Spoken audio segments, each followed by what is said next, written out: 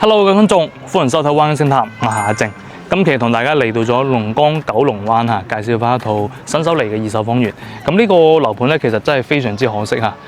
個咁大體量嘅樓盤，入住率可能都係得個30%左右。咁其實呢一個樓盤咧，以前更加多係香港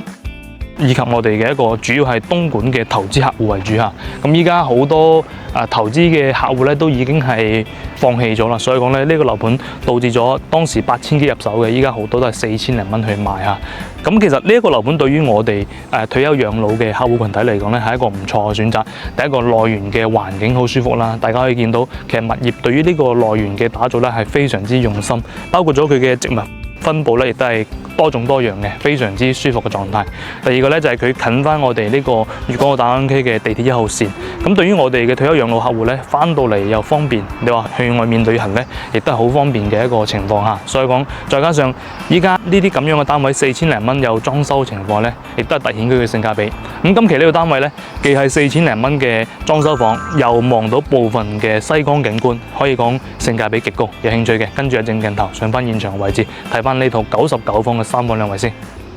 OK， 上到嚟現場啊，嗱，現場嘅效果，我覺得比剛先睇住屏幕嘅效果咧係舒服啲嘅。咁畢竟佢係樓與樓之間咧係望出係西江景啊，但係其實咁樣嘅價格仲有江景可以睇到，帶埋啲精裝修咧，其實性價比亦都係凸顯咗出嚟嘅。咁呢個單位99方44萬8 4500蚊嘅單價，帶埋啲精裝修嚇，可以講極其高嘅性價比。嗱，我哋依家睇翻呢個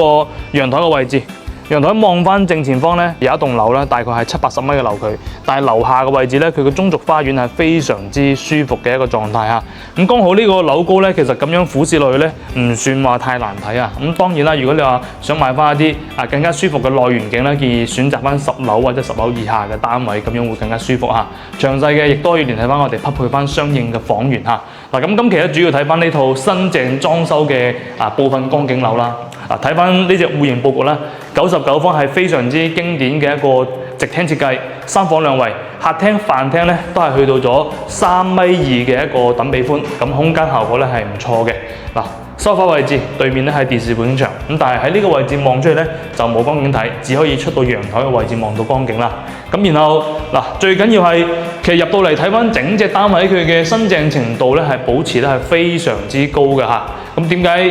呢一個樓盤會咁平呢？主要因為當時好多投資嘅客戶啊，投資失敗，依家要快啲去回籠翻資金，所以有好多人咧係大劈價嘅。嗱，過到嚟我哋入戶嘅位置，門咧佢係交樓嘅時候係往咗外面開嘅，有個4合1嘅智能密碼鎖。右邊個位置咧係我哋嘅鞋櫃嘅空間，咁後期咧可以做翻一個換鞋凳啊，或者係做翻啲餐邊櫃。咁餐台嗰邊咧可以放翻4人位嘅，亦都係非常之舒服。然後啦，喺入門嘅左手邊有個長形嘅廚房，廚房方面咧佢係兩邊嘅出入台，基本上企2個人去備住咧係有足夠嘅空間嚇。嗱，交樓標準呢啲咧仲係好新淨啊，畢竟係冇住過嘅狀態，就連呢個燃氣爐咧呢個包裝都未拆嚇，所以講4000零蚊上車呢啲單位極高性價比。嗱，出到嚟有個深陽台，後期可以放翻洗衣機，晾曬翻部分衣物，或者喺外面做陽台櫃啊，滿足翻收納性。咁其實對於價格嚟講咧，我哋肇慶新居目前如果你話係二手樓嘅話，保利呢邊嘅性價比會比較高啲。咁基本上4000零蚊咧係好難買得到精裝房嘅，所以講如果你係有咁樣嘅諗法，4000零蚊係想買翻一套帶埋咗裝修嘅房咧，龍崗九龍灣係唔錯嚇。畢竟內園又靚，上到嚟呢啲又有裝修，基本上買家私家電就可以住啦。咁睇翻房間同埋我哋嘅衛生間啦。咁因為衛生間咧係要依賴我哋公共衛生間外面嘅生活陽台去採光啊，所以講暗啲。然後3間房，呢邊係第一間房，呢度咧係一間陽光房嚟嘅，咁啊幫大家係做咗風窗嘅處理啦，贈送一半面積，大概可以做翻一張1米到1.2米床，作為我哋嘅書房咧，亦都係一個唔錯嘅選擇。然後對面嘅位置咧，會嚟到咗我哋嘅第2間房。嗱，空間方面係 OK 嘅，1.5米床都冇問題嚇。咁啊採光咧依然係好在線，望翻內園嘅景觀。